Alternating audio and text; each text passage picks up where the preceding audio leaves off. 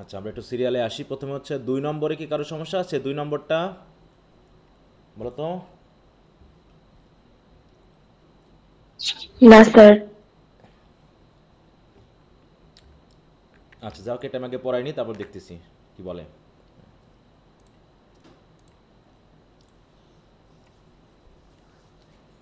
বলছে hot boning is an energy saving technique for the meat processing industry. হ্যাঁ, তাহলে hot boning কি একটা টেকনিক, সেটা কেমন টেকনিক? এনার্জি সেভিং, যেখানে মানে মিট প্রসেস করতে যে এনার্জি খরচ হয়, সেখানে যদি হট বোনিং সিস্টেমটা ব্যবহার করা হয় তাহলে হয়তো এখানে এনার্জি কিছু সেভ হতে পারে। তো দেখি এটা কি সম্পর্কিত। তাহলে হট বোনিং সিস্টেমটা আসলে কি, এটা কখনো আমরা জানছি যে হট বোনিং সিস্টেম কি? স্যার ওই যে মেশিনের মাধ্যমে মাংস কাটা ওটা নাকি? দেখি।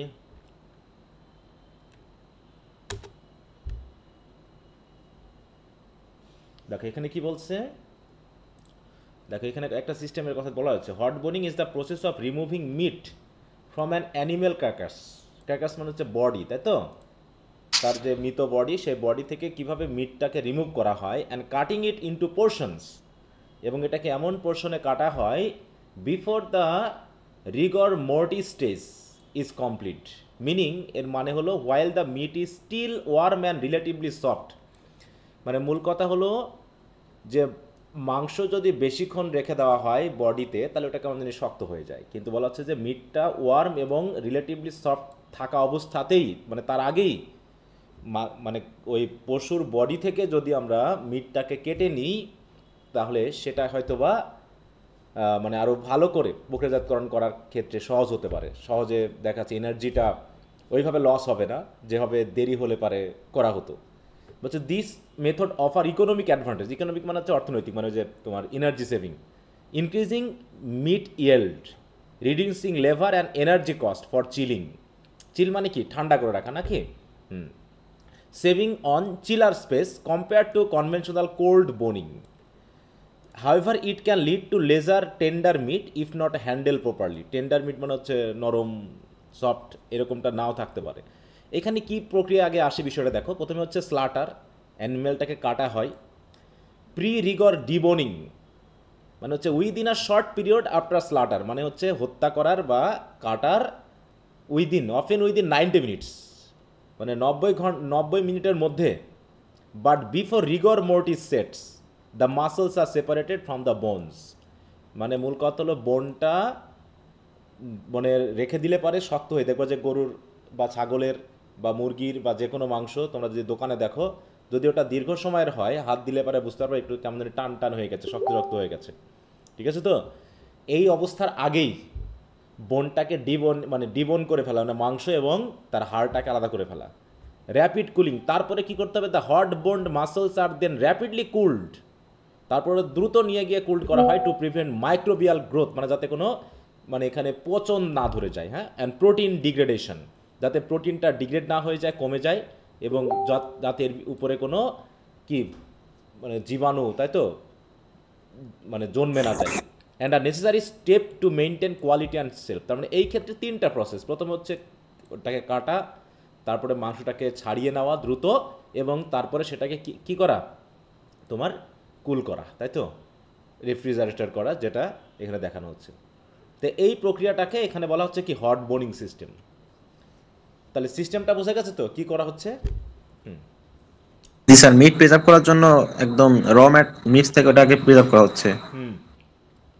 আমরা তো দেশে বিশেষ করে যেগুলো ঘটে, হাড় থেকে আলাদা করা হয় না, হাড় মাংস সব একসাথে কেটে কি করা হয় বলো? তবে ওইভাবে রাখে দেয়। হ্যাঁ, ফ্রিজে রাখা হয়। ফ্রিজিং করা হয়। এখানে কিন্তু ওইটাকে আলাদা করা হচ্ছে, তাই না? দেখো, it has receive significant attention in recent years when increased pressure for energy conservation has accentuated the need for more efficient method of processing the bovine carcass. Bovine মানে কি বলো? What is the meaning of bovine?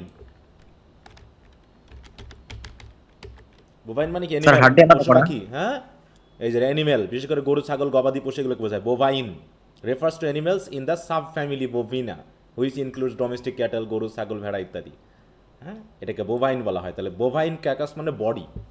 তাহলে body থেকে, তাহলে এই জিনিসটা কেন এত মানুষ গুরুত্বপূর্ণ ভাবছে, এত অ্যাটেনশন কেন নিচ্ছে এই প্রক্রিয়াটা? কারণ সাম্প্রতিক সময়ে যখন আমাদের এনার্জি কনজারভেশনের ব্যাপারটাকে আরও বেশি গুরুত্ব পাচ্ছে, ইনক্রিজ প্রেশার মানে চাপ বৃদ্ধি পাচ্ছে, যে কীভাবে আমরা এনার্জিটাকে আরও বেশি সংরক্ষণ করতে পারি, বেশি এনার্জি যেন খরচ না হয়। তাই বলছে যে যেহেতু বর্তমান সময়ে এসে এনার্জি সেভিং প্রক্রিয়াটা বেশি মাত্রায় আমাদের কাছে মনোযোগ আকর্ষণ করেছে, এ কারণেই the need for more efficient method of processing the bovine carcass, অথবা আমাদের এই গরু ছাগল বা গবাদি পশুর মাংসটাকে কিভাবে আরও ইফিসিয়েন্টলি প্রসেস করা যায়, তার প্রক্রিয়াটা আমাদের প্রয়োজন হয়ে যাচ্ছে। এই জন্য হট বোনিং সিস্টেমটা এখন বেশি মাত্রায় কী হচ্ছে, গুরুত্ব পাচ্ছে। যদিও আমাদের দেশে এটাকে এখনও সেভাবে নেওয়া হয়নি। বলছে cooling and entire carcass requires a concept, যদি এখন আমি পুরো কোনো একটা পশু, তাই তো, বা ছাগল বলো বা কোনো একটা পশু কেটে যদি আমি পুরোটাকেই যদি রেফ্রিজারেট করতে চাই, তার হাড় সহ সব কিছু, তাহলে কি এনার্জি একটু বেশি লাগবে নাকি?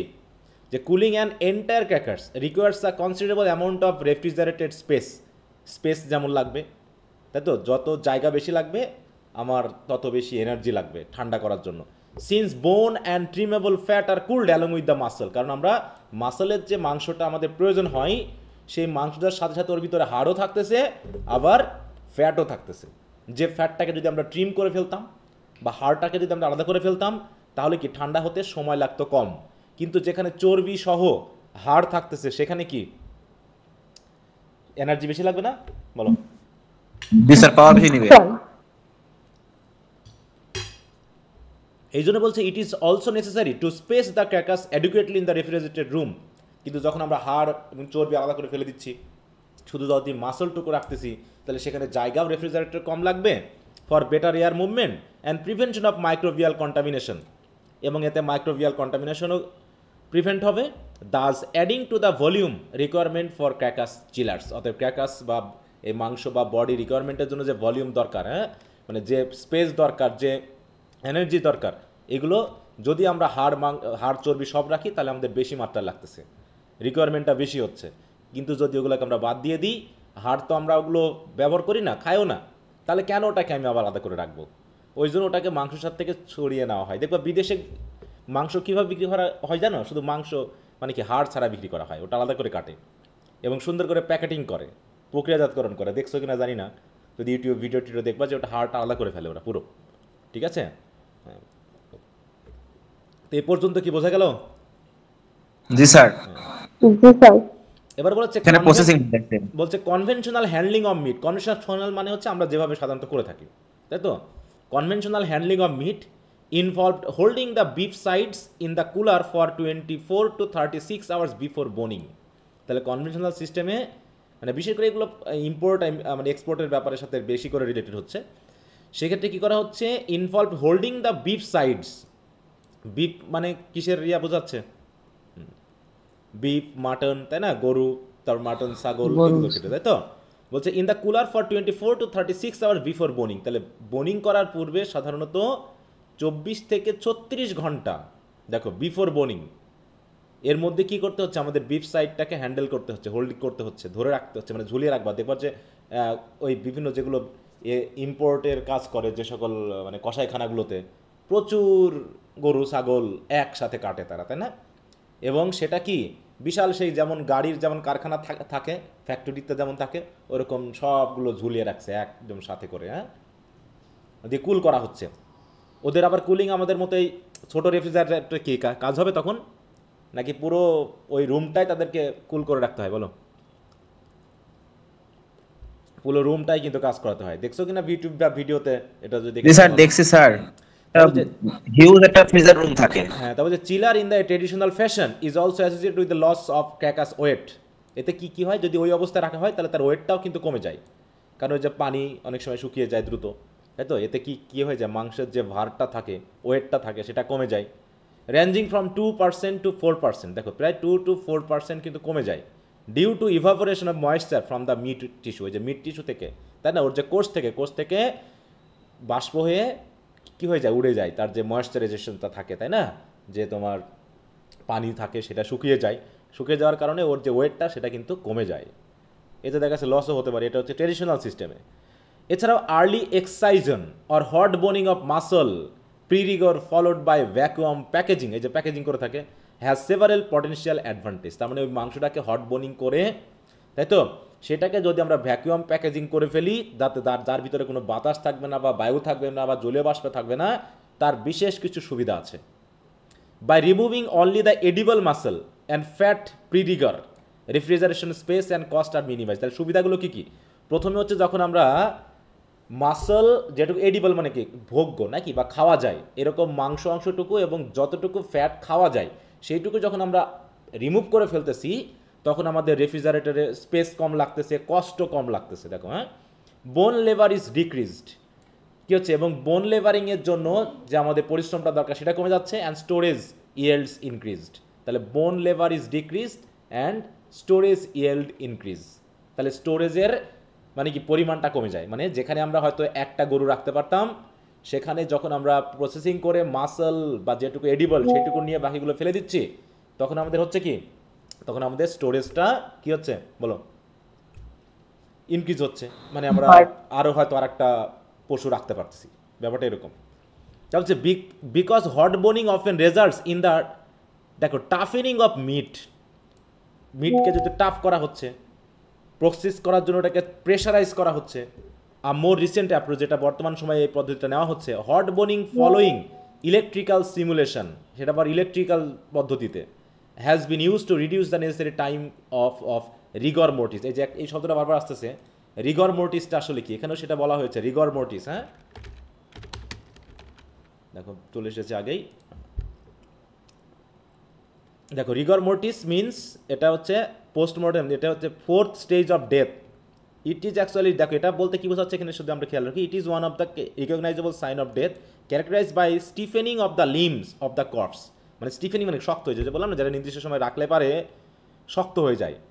এমনিতে যেমন মাসলটা যেমন নরম আছে আমাদের বডির, হ্যাঁ, হাত দিলে পারে কী হবে, কী সুন্দর সফট লাগতেছে, কিন্তু এই বডিটা যখন ডেড হয়ে যাবে তখন কী হবে, আস্তে আস্তে এটা কিন্তু মাসলগুলো টান হয়ে যাবে, হ্যাঁ, স্টিফেন হয়ে যাবে, হ্যাঁ, তারপর হচ্ছে মাংসগুলো শক্ত হয়ে যাবে, এইটাকে বলা হচ্ছে রিগর মোর্টিস। আর বিফোর রিগর মোর্টিস মানে এটা হওয়ার আগে, ঠিক আছে তো, এটাকে বোঝানো যায়। তাই বলছে দেখো, হট বোনিং ফলোয়িং, দেখো বলছে has been use to reduce the necessary time of rigor মোর্টিস।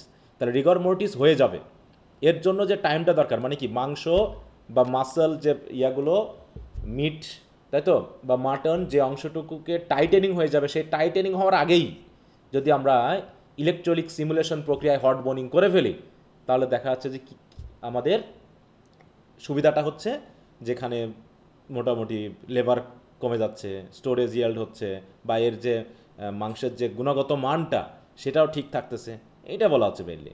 Some researchers have found this method beneficial in maintaining tender meat. এই যে বলছে, আরও কী হচ্ছে, মিটটা টেন্ডার থাকতেছে, তাই তো, দেরি হয়ে গেলে একটা মাংস কাটার পর 4-5 ঘন্টা চলে গেলে তার ভিতরের যে মাংসের যে নরম ভাবটা সেটা কেটে যায়, কিন্তু এই প্রক্রিয়া করলে ওটা অনেক দিন পর্যন্ত রাখা যায়। তাই বলছে, while others have found that the meat also become tough after electrical, দেখো, স্টিমুলেশন, হ্যাঁ, মানে ইলেকট্রিক্যাল স্টিমুলেশন করার মাধ্যমে কি হচ্ছে, মাংসটা টাফ হয়ে যাচ্ছে। হ্যাঁ, এটা হচ্ছে মানে কি বলবো, দুই ধরনের মতবাদ। কেউ এর সুবিধা পাচ্ছে, যে কেউ বলছে এটা টেন্ডার থাকে, আর কেউ বলতেছে কি, যে এটা শক্ত হয়ে যায়, টাফ হয়ে যায়, হ্যাঁ, যে সহজে সিদ্ধ হয় না। এরকম আছে না, যে কিছু রান্না করতে গেলে সিদ্ধ হতে চায় না, একদম মানে কি বলবো, চিমড় হয়ে থাকে, যেটা বাংলা কথা, মানে কি বলবো, ওটাকে বাংলা কথায় কি বলে, তোমাদের বিভিন্ন জায়গায় তো বিভিন্ন ভাষা হতে পারে, মাংস সহজে সিদ্ধ হতে চায় না, কেমন হয়ে যায়, ওটাকে কি বলা হয়, কার কোন দেশের কোন ভাষা, কোন এলাকায় বলো, বলো দেখি, যার যার অঞ্চলের ভাষা অনুসারে। কি সবাই শুনতে পাচ্ছ আমাকে? শক্তই থাকে এমন, মানে তেমন কোনো ভাষা নাই আমাদের দিকে, কেমন একটা বলে চিমড়, বসানো ওইটা, হ্যাঁ বলো, বসানো স্যার ওইটা। আচ্ছা ঠিক আছে, যার যার মতো ভাষায়। তাই বলছে কেউ এর সুবিধা পাচ্ছে, কেউ বলছে দেখো beneficial in maintaining tender meat. অন্যদিকে অন্যরা আবার বলতেছে কি, অন্য গবেষকরা বলতেছে যে মিট এটা টাফ হয়ে যায়, হ্যাঁ, শক্ত হয়ে যায় আফটার ইলেকট্রিক্যাল স্টিমুলেশন, যেহেতু ইলেকট্রিক্যাল স্টিমুলেশনের মাধ্যমে আমাদের এটা কাজটা করতে হচ্ছে। হ্যাঁ সেই জন্য ওটা অনেক সময় টাফ হয়ে যায়, টাফ মানে হার্ড হয়ে যায়, তাই তো, বা সিদ্ধ হয় না সহজে, এই ব্যাপারটা বলছে। তো এটা একটা বড় একটা হয়তো গবেষণার একটা পার্ট, সেটা ছোট করে একটু তুলে দিয়েছে। কি কথা বুঝতে পারছো? তেমন কিছু না, জটিল কিছু না। জি স্যার, বুঝতে পারছি। Tender meat. আচ্ছা, তাহলে হট বোনিংটা তেমন কিছুই না যে দ্রুত, মানে আমরা কি করছি যে মাংস রেখে দিলে পারে, যে পর্যায়ে গেলে পারে মাংসটা হার্ড হয়ে যায় বা ওজনে কমে যায়, তার আগেই হাড় থেকে বা অপ্রয়োজনীয় চর্বি থেকে মূল মাংসটুকুকে কেটে নিয়ে, তাই তো, ওইটাকে মানে প্রিজার্ভ করার যে সিস্টেম, সেটাকে বলা হচ্ছে কি হট বোনিং। Hot boning. হ্যাঁ, এখানে সুবিধা হচ্ছে এনার্জি লাগবে কম, স্পেস লাগবে কম, ঠিক আছে তো, এবং মাংসটাকেও তার সেই কোয়ালিটিটা ধরে রেখে দীর্ঘক্ষণ সেভ করা যায়, মানে প্রিজার্ভ করে রাখা যায়। এই বিশেষ করে এটা ইন্ডাস্ট্রিগুলো যেগুলো বড় বড়, হ্যাঁ, যেমন আমরা যদি একটু ছবি দেখি, যেমন হচ্ছে মিট প্রসেসিং ইন্ডাস্ট্রি। আরে এগুলা তো হচ্ছে বিদেশে অহরহ চলে। হ্যাঁ, এগুলো তো বিভিন্ন দেশে আছে না, এই যে দেখো, এই যে কীভাবে রাখছে দেখো, যদি একটু দেখো তাহলে বুঝতে পারবা। হ্যাঁ, দেখো এই যে, ঠিক আছে, কারণ এরা, আমরা তো একটা দুইটা এরকম দেখি, আর এরা শত শত হাজার হাজার, দেখো, হ্যাঁ, এই যে দেখো, এটা কিন্তু এটা কিন্তু হাড় ছাড়া প্যাকেজিং করে ফেলছে। হ্যাঁ, একদম এতগুলো মানুষ হলে কী করছে, দেখো, হাড় থেকে কিন্তু মাংস ছাড়াচ্ছে, ছাড়ায় সেটাকে প্যাকেট করে ফেলবে, এবং এরকম প্যাকেট করে তারপরে বাজারজাত করে ফেলবে। হ্যাঁ, আবার দেখো কোনো জায়গাতে কেটে ওইটাকে আবার ব্লিন্ডার করা হয়, ব্লিন্ডার করে মানে বিভিন্ন শেপে বিক্রি করা হয়, মাংসটাকে পুরো ব্লেন্ডার করে ফেলে। হ্যাঁ, ব্লেন্ড করে ফেলে, দেখো এই যে এরকম করে ফেলে, ঠিক আছে, মাংস আর মাংস চেহারায় থাকে না, হাড় টুট থেকে আলাদা করে পুরো আলাদা করে প্যাকেটিং করে। হ্যাঁ, এই যে দেখো, দেখতে পাচ্ছি, দেখো রোল করে ফেলছে, দেখছো, এই যে। জি স্যার, এই রোলের একটা নামও আছে।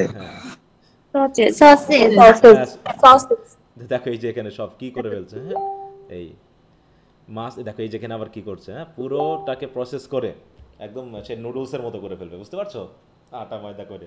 আচ্ছা, স্যার এতদিন আমি ভাবতাম যে যেটা রুল করছে ওইটা ওই যে আছে না, ওইরকম মনে করছি এতদিন। তোমার তো এটা মনে করা ঠিক হয়নি, তুমি কক্সবাজারের মানুষ, তুমি যদি এই কথা মনে করো তাহলে তো আমরা ভুল বুঝবো। হ্যাঁ, ওখানে তো এই প্রক্রিয়ায় ভালো বিক্রি হয়। খায় বড় হচ্ছে স্যার। আচ্ছা, তো ঠিক আছে স্যার আমি কোনোদিন যাই নাই, খাই নাই এগুলো, এই জন্য। ওকে, তাহলে এরপর হচ্ছে, তাহলে 7 নম্বরটা কি বলবো দেখি, আমি একটু সবগুলো একটু বুঝাই দিচ্ছি, তা বুঝতে পারছো প্যাসেজটা সবাই? জি স্যার। আচ্ছা, লাভ নিয়ে কি পড়া লাগবে? লাভ প্যাসেজটা মোটামুটি খুব একটা কঠিন না। ফ্রান্সিস বেকনের রেফারেন্স দিতে স্যার এটা। হ্যাঁ, অ্যানশিয়েন্ট ম্যারিনার নিয়ে বলা হয়েছে, অনেকগুলো লাভের কথা বলা হয়েছে, রোমান্টিক লাভ, সেন্সুয়াল লাভ, ফ্রেন্ডলি লাভ ইত্যাদি ইত্যাদি। আশা করি তোমরা এগুলো বুঝবা, এটা খুব একটা জটিল না। তারপর হচ্ছে, তারপর কত নম্বর আছে? 7-এর পরে হচ্ছে 9। Sir 5 number. 5 নম্বর কি বোঝাতে হবে? অল্প একটু বললে ভালো হয়। আচ্ছা, দেখি তোমার 5 নম্বরে অল্প একটু কি বলবো, অল্প একটু বুঝাই দেওয়া যাবে? হ্যাঁ, এগুলো তো অল্প একটু না স্যার, অল্প একটু লবণ দেন, হ্যাঁ, স্বাদ হয়ে যাবে। হ্যাঁ, তা কি বলো, পুরোটা কি সম্পর্কে? এনার্জি, নিউক্লিয়ার এনার্জি সম্পর্কে? হ্যাঁ। আচ্ছা, দেখি কি বলে।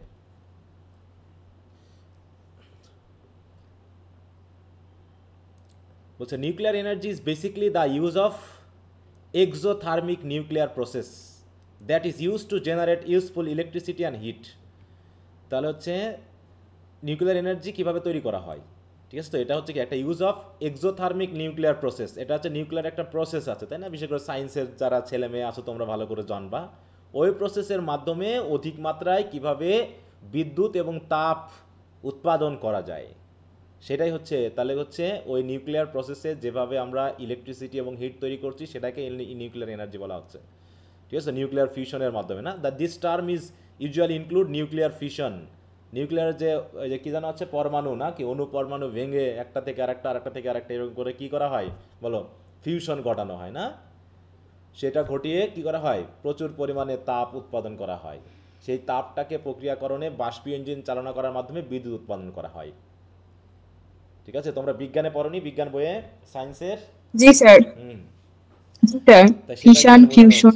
হ্যাঁ, তাহলে নিউক্লিয়ার ফিউশনের কথা, nuclear fusion and nuclear decay, তিনটা প্রক্রিয়া। ফিউশন মানে হচ্ছে একটা থেকে দুইটা, দুটা থেকে দুটা, মানে ওরা আবার প্রক্রিয়া আছে তো আমার তো জানা নেই, ওই সকল বিসিএসের সময় খুব পড়েছিলাম, ঠিক আছে তো, যে একটা থেকে দুইটা, দুটা থেকে চারটা, চারটা থেকে 16টা নাকি, এই প্রক্রিয়ায় ফিউশন করানো। আর ফিউশন মানে কি, একটার সাথে একটা যুক্ত করা। নিউক্লিয়ার ডিকে মানে আস্তে আস্তে ওটাকে মানে কমিয়ে আনা, ঠিক আছে। এই 3-4টা প্রক্রিয়া আছে, এই প্রক্রিয়াগুলোর মাধ্যমে নিউক্লিয়ার এনার্জি উৎপাদন করা হয়।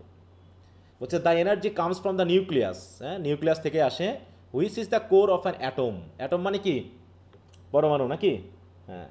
তাহলে পরমাণুর যে কোর আছে, সেই কোরটার ভিতরে যে নিউক্লিয়াস থাকে, আমরা জানি যে প্রত্যেকটা কোষ বলো, প্রত্যেকটা বিন্দু বা অণু পরমাণু থাকে একটা, তাই না, ওর আবার একটা নিউক্লিয়াস আছে, যেটা আমরা জানি পরমাণুর একটা নিউক্লিয়াস আছে নাকি।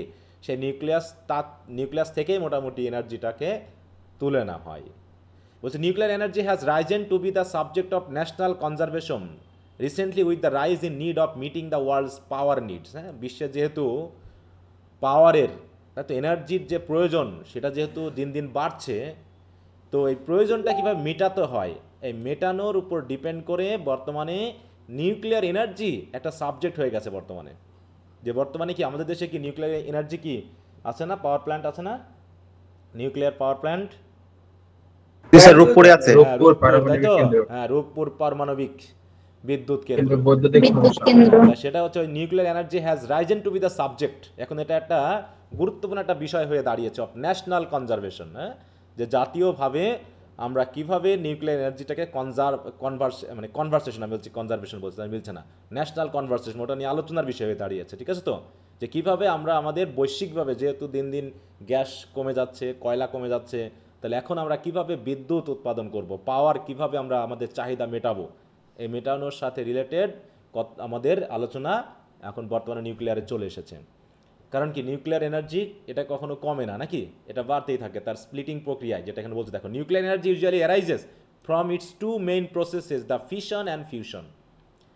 ফিউশন মানে কি বলো, আর ফিশন কি, হ্যাঁ, ফিশন আর ফিউশনের দুটোর মধ্যে পার্থক্য কি বলো, হোয়াট ইজ ফিউশন মিনিং কি?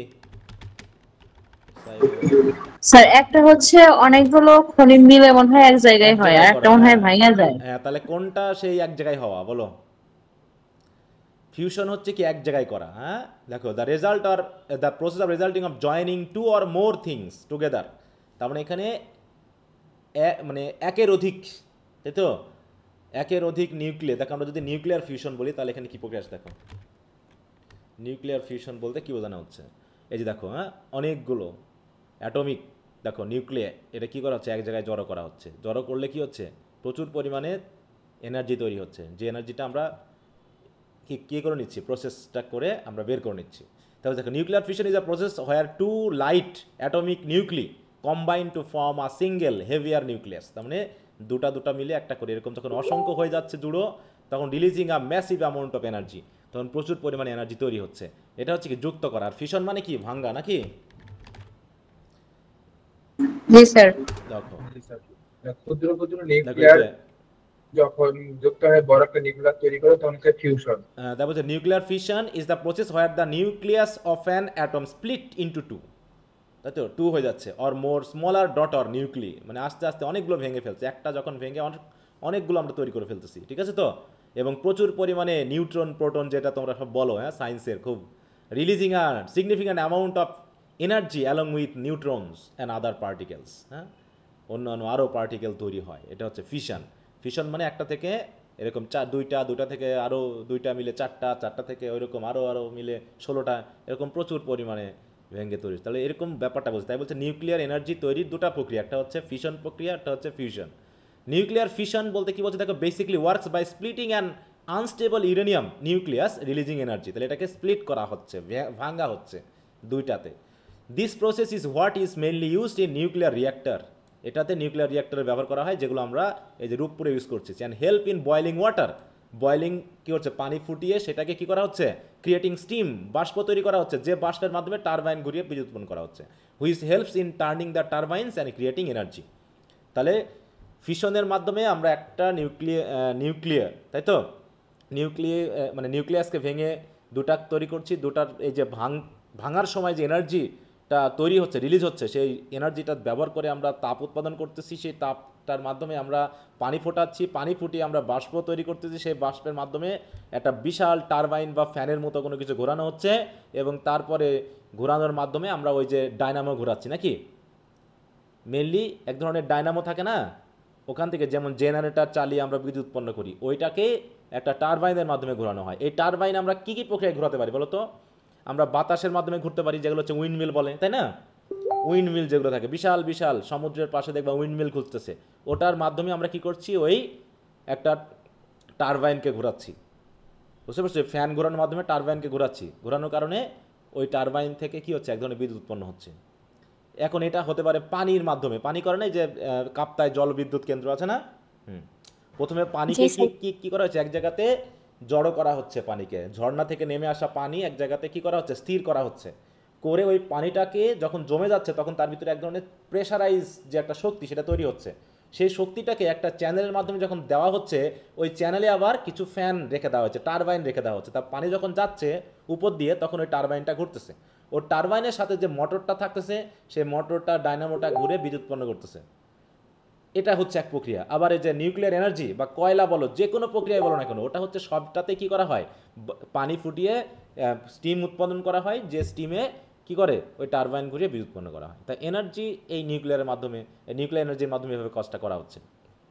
এখানে ড্রব্যাকটা কি দেখো, the drawback in this aspect is that the left over burned material remains radio active for years together. তাহলে কয়লা টয়লা পুড়ে গেলে সেগুলো ফেলে দিলে পারে অত ক্ষতি হয় না, কিন্তু এই নিউক্লিয়ার ফিশনের মাধ্যমে, তাই তো, ফিশনের তাহলে মাধ্যমে যে পরবর্তী যে বার্নড ওভার থাকতেছে, যেমন কয়লা জাতীয় জিনিস, তাই না, লেফট ওভার মানে যেটা হচ্ছে তোমার মানে এনার্জি শেষ হয়ে যাওয়ার পরে যে অংশটুকু পড়ে থাকে সেটা হচ্ছে লেফট ওভার, তাই তো, লেফট ওভার বার্নড ম্যাটেরিয়াল। এটাকে যখন আমরা রেখে দিচ্ছি সেটাও রেডিও অ্যাক্টিভ থাকে অনেক দিন ধরে, যেটা যদি বাতাসের সাথে কি হয় কোনোভাবে মিশে যায় তখন ওই মানে পুরো পরিবেশটাকে নষ্ট করে দিতে পারে।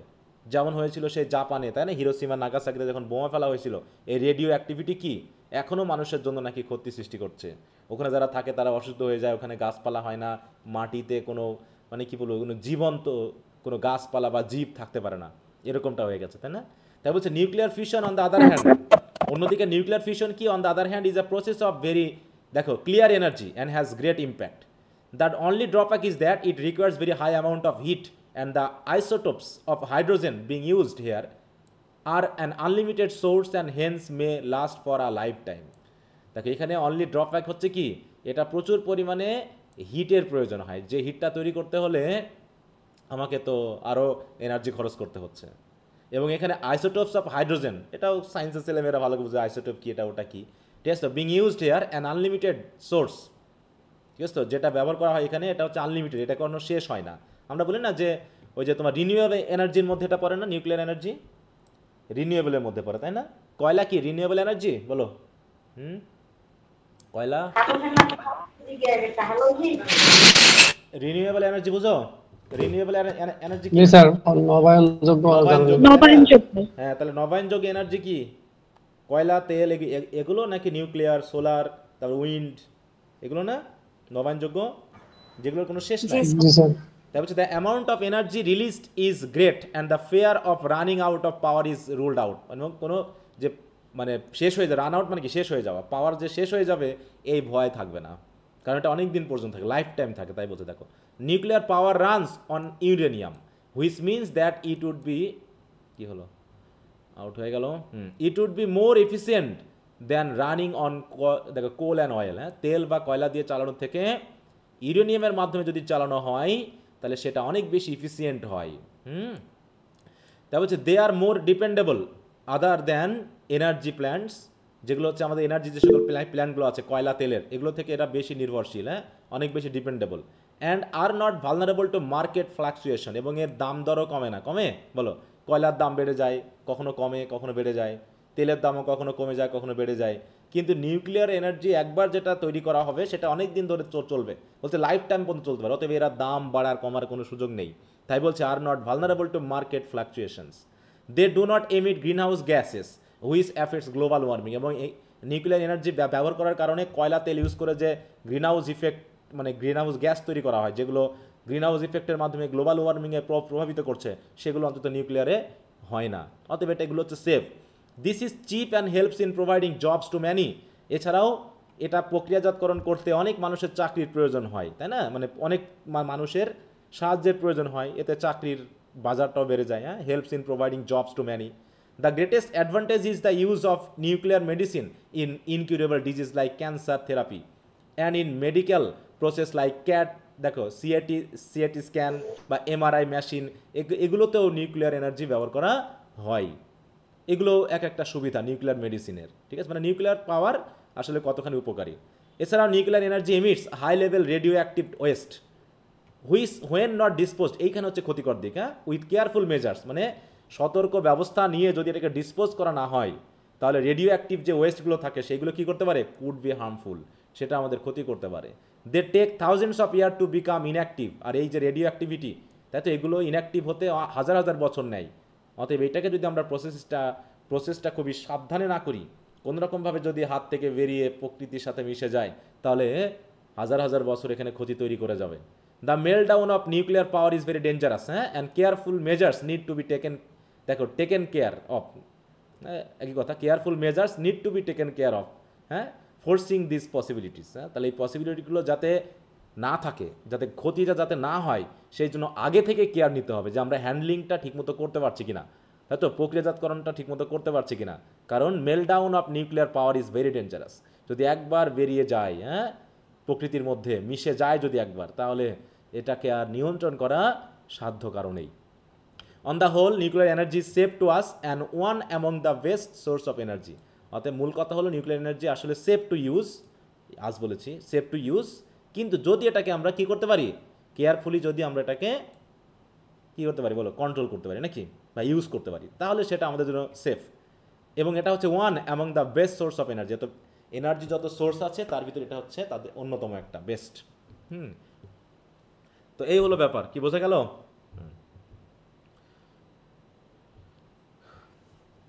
হ্যাঁ স্যার। এখানে মোটামুটি একটু সাবধানে পড়লে বিষয়গুলো জটিল কিছু না, যেগুলোর মিনিং না জানলেও চলবে, তাই তো? এগুলো জাস্ট আইডিয়া করে নিবা, আর প্যাসেজ যখন পড়বা তার আগে কোশ্চেনটা পড়ে নিবা, তাহলে তো হয়ে গেল নাকি? কোশ্চেনে আনসার করার জন্য প্যাসেজ 100% বোঝার দরকার নেই, আছে কি বলো? না স্যার, 100% বোঝার এটা দরকার আছে। আপনি প্রসেসটা বলে দিয়েছি। অতএব প্যাসেজটা পড়তে গেলেই তুমি যা বুঝবা, তুমি যে 60% বুঝবা তা দিয়ে তোমার আনসার হয়ে যাওয়ার কথা, যেখানে কি কি বলা হচ্ছে। কারণ সব ওয়ার্ডের মিনিং করতে যাওয়ার দরকার নেই এখানে। তোমার ফিশন মানে কি এখানে যতটুকু বলে দেওয়া আছে সেটুকুই যথেষ্ট। হ্যাঁ, তাতে তুমি বুঝতে পারবা যে এখানে এই কথাটা বলা হচ্ছে। অতএব গেজ পাওয়ারটা বাড়াতে হবে, গেজিং পাওয়ারটা বাড়াতে হবে। যে কোনো পরীক্ষায়, রিডিং স্কিলসের যে কোনো পরীক্ষায় 100% বোঝার মানে কি বলবো, ইচ্ছা নিয়ে পরীক্ষার হলে গেলে ফেলিয়ার হয়ে যাওয়া। হ্যাঁ, অতএব তোমাকে আগে কোশ্চেনটা পড়তে হবে, পড়ার পর ওই জায়গাটার সাথে রিলেটেড যে অংশটুকু দেওয়া আছে সেটুকু কোশ্চেন আনসারে দিয়ে ফেলতে হবে। বেশি বড় করার দরকার নেই, যেমন এখানে যতটুকু দেওয়া আছে দিস ইজ এনাফ, এর থেকে বেশি বড় করে 2-4 পেজ লেখার কোনো প্রয়োজন এখানে নেই, ঠিক আছে তো? ওকে, তো কি বুঝতে পারছো সবাই নিউক্লিয়ার পাওয়ার? জি স্যার। দেখো এখানে বলছে what do the following words and phrases mean. হ্যাঁ, এমিট মানে কি, তাই তো জেনারেট মানে কি, ড্রব্যাক মানে কি, অন দ্য হোল মানে কি, তোমাকে কী করতে হবে, অ্যান্ড রাইট ইন ইংলিশ, এগুলো ইংলিশেই তোমাকে মিনিং লিখতে হবে। এগুলো একটু পড়ে নিবা ভালো করে। আচ্ছা, তারপর তোমরা আগে বলো যদি পড়ে থাকো, সেগুলো তো আগে দেখাই দিই। এরপর কত নম্বর ছিল? 10 নম্বর কি? 10 নম্বর কি সম্পর্কে?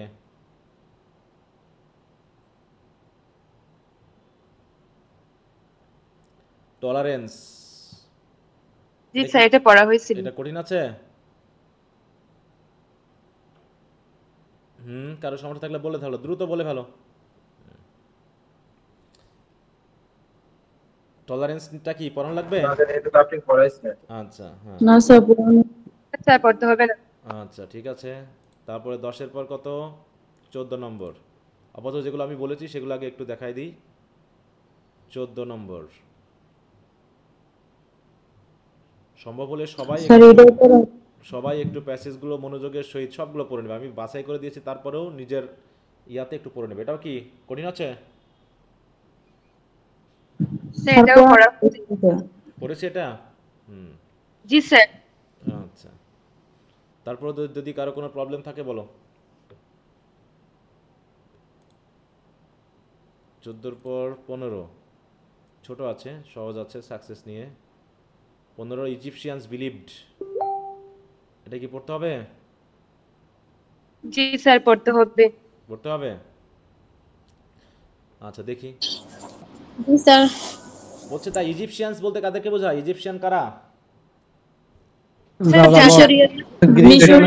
হ্যাঁ মিশরীয়রা, হ্যাঁ মিশরের তারা বিশ্বাস করে যে believe that after people died, মানুষ মারা যাওয়ার পর they would go to another world, তারা নাকি অন্য ওয়ার্ল্ডে চলে যায়।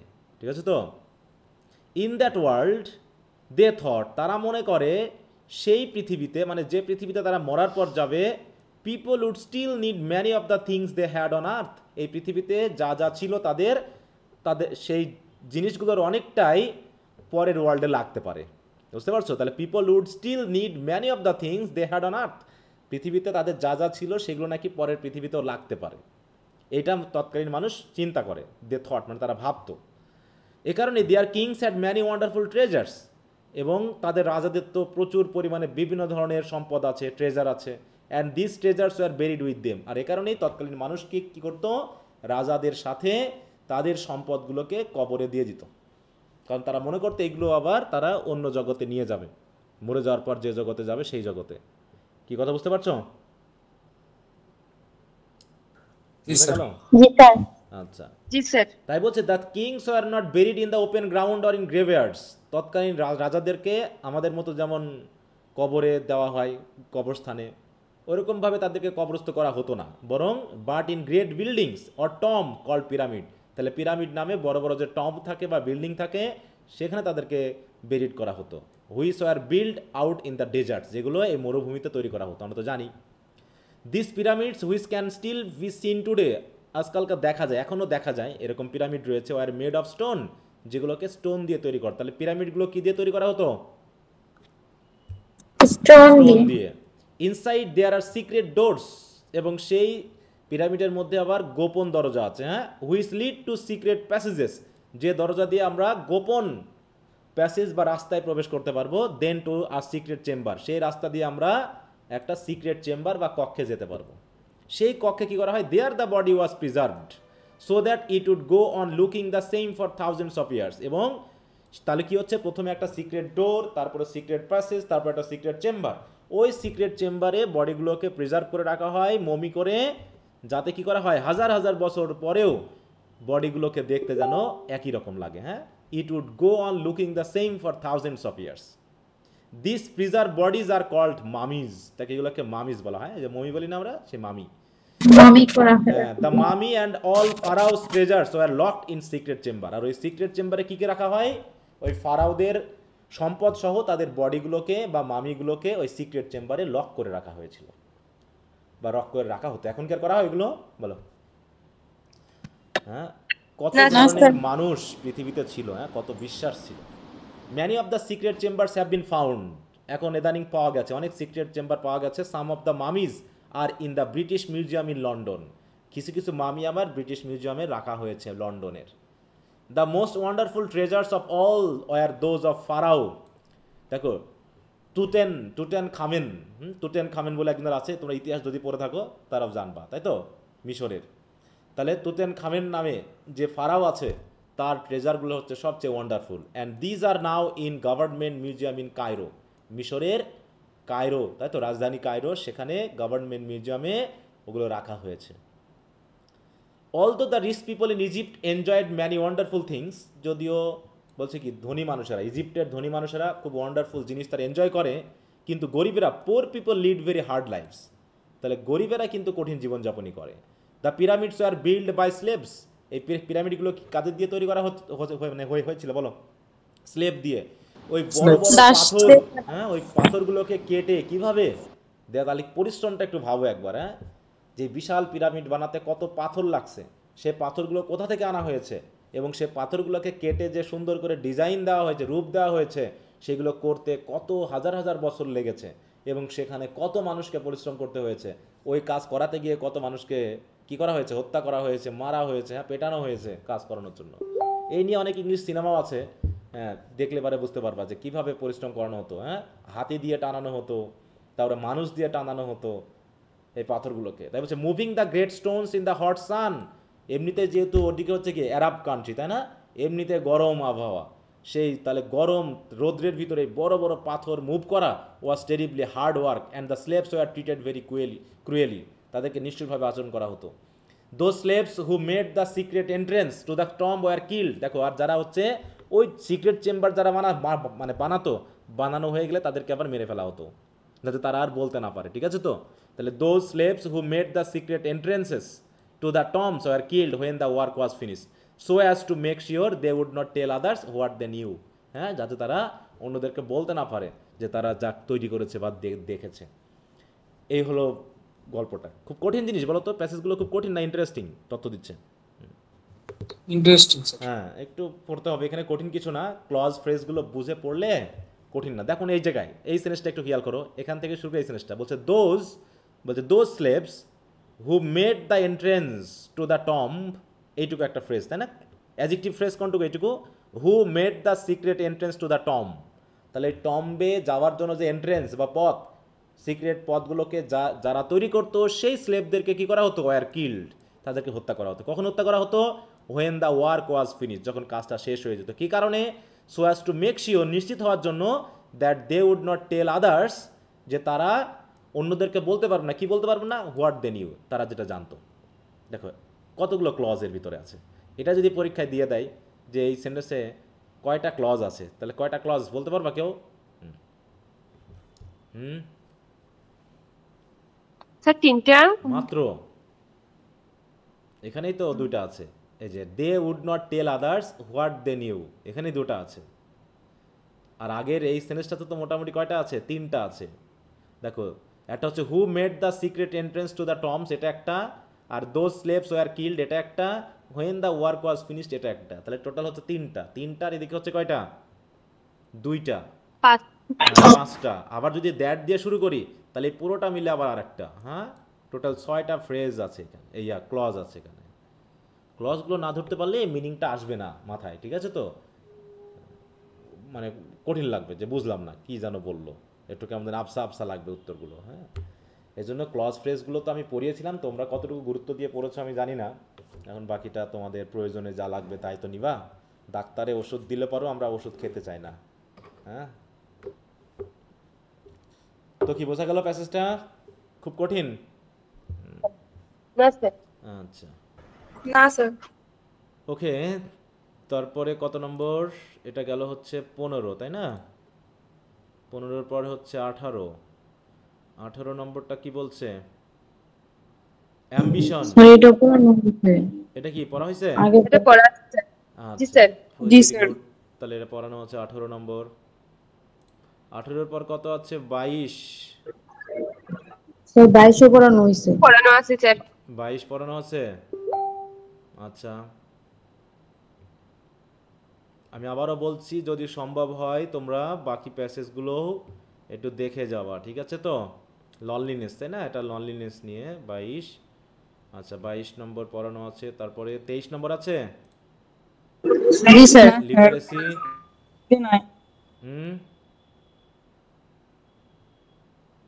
এটা পড়াতে হবে? এটা পড়ানো বুঝি নাই, পড়াবো? চুপ জি স্যার। স্যার এটা কি আপনি দিচ্ছেন? 23 নম্বর দেই নাই? এই যে জি স্যার। জি স্যার, এটা একটু পড়াই দেন। 23 নম্বর আছে। জি স্যার একটু পড়াই দেন। আচ্ছা দেখি, বলছে লিটারেসি ইন মডার্ন টাইমস। বলছে আধুনিক যুগে লিটারেসি বলতে বোঝায় কি, ডিনোট মানে কি, বলতে বোঝায় the ability to read the news paper. ঠিক আছে তো, অন্তত নিউজ পেপার যারা পড়তে পারে, ঠিক আছে তো, নিউজ পেপার পড়ার মতো অ্যাবিলিটি যাদের আছে তাদেরকে আমরা আধুনিক যুগে লিটারেসি বলি। বুঝতে পেরেছ? তাহলে লিটারেসি হলো নিউজ পেপার পড়ার অ্যাবিলিটি। বুঝতে পেরেছ? আগের যুগে শুধু নাম সই করতে পারলে আমরা লিটারেসি বলতাম না, অ ক খ চিনতে পারলে লিটারেসি বলতাম, কিন্তু সেই যুগ শেষ, সেই যুগ চলে গেছে। এখন মোটামুটি নিউজ পেপার পড়ে তথ্য কালেক্ট করতে পারতে হবে, এইরকম একটা অ্যাবিলিটিকে এখন লিটারেসি বলা হচ্ছে। বলছে paradoxically the degree of non literacy can also be gauged from the reading ability of some classes of news paper readers. হ্যাঁ, বলতেছে কিছু ক্লাস নিউজ পেপার রিডার আছে যাদের মধ্যে রিডিং অ্যাবিলিটি আছে, ঠিক আছে, কিন্তু তাদের ভিতর থেকেও নন লিটারেসির যে ব্যাপারটা সেটাও আমরা পেতে পারি, কারণ তারা নিউজ পেপার পড়তে পারলেও তাদেরকে আমরা লিটারেসি বলতে পারি না মাঝে মাঝে। এই জন্য বলছে, হ্যাঁ, যে বলছে the degree of non literacy, তাহলে নন লিটারেসির যে মাত্রা বা পরিমাণ বা যে লেভেল সেটাও মাঝে মাঝে ওই নিউজ পেপার পড়া ব্যক্তিদের মধ্য থেকেও আমরা পেতে পারি। যে মোটামুটি নিউজ পেপার পড়তে পারলেই যে তাকে আমরা লিটারেট বলবো এমনটা সবসময় নাও হতে পারে, এটাও একসময় চেঞ্জ হয়ে যাবে আর কি, এটা একসময় চেঞ্জ হবে। তখন বলবে কি, যারা ইন্টারনেট ঘেঁটে তথ্য কালেক্ট করতে পারে তাদেরকেই তখন লিটারেট বলা হবে, বুঝতে পেরেছো? কারণ দিন দিন তো লেভেলটা উপরের দিকে যাচ্ছে নাকি।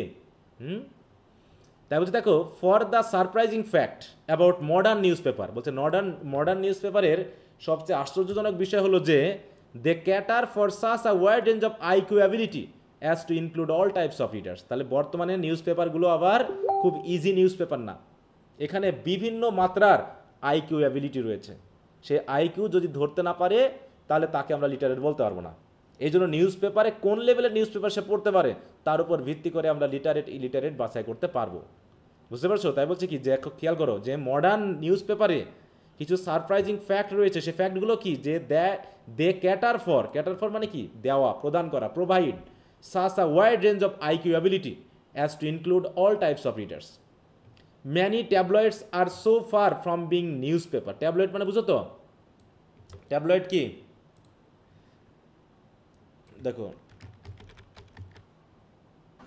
নিউজপেপারের পেজগুলো, হ্যাঁ, নিউজ পেপারের এক একটা ধরন দেখো, এই যে বলছে broad newspaper having pages half the size of those average spreadsheet, মানে এই জাতীয় যেগুলো, দেখো এক ধরনের তো আমরা পাতা ভিত্তিক নিউজ পেপার পড়ি, তাই না, ওর থেকে হাফ যেগুলো সেগুলোকে ট্যাবলয়েড বলা হচ্ছে। হ্যাঁ, মানে আমরা তো নিউজ পেপারের পাতা অনেক বড় দেখি, ওর অর্ধেক সাইজের যেগুলো থাকে সাইজের সেগুলোকে ট্যাবলয়েড। দেখা হচ্ছে many tabloids are so far from being news paper, যে নিউজ পেপার বলাই যায় না ওগুলোকে, সো ফার ফ্রম বিং মানে ওগুলো নিউজ পেপার না, that the term has almost become দেখো মিসনোমিয়ার। এটা আবার কি জিনিস, অনেকগুলো শব্দ আছে এখানে,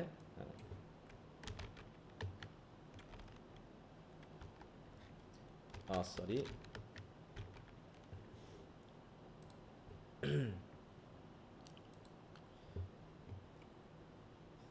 দেখো এর মানে হচ্ছে a wrong or inaccurate name or designation,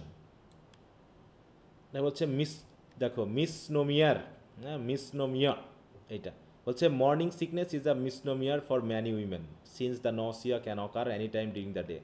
মানে দেখাচ্ছে সবগুলোকে নসিয়া বলা যায় না, মানে এটা আলাদা নাম নেই।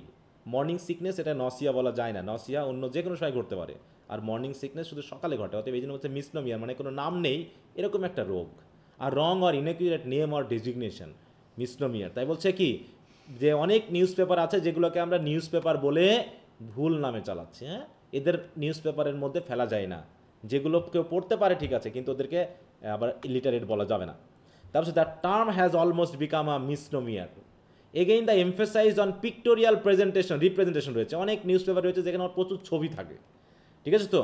সো ক্যারেক্টারিস্টিক্যালি দেখো আল্লামুড, এটা আবার আরেকটা ফ্রেজ। হ্যাঁ, আল্লামুড বুঝো, কিন্তু নতুন কিছু ফ্রেজ আছে,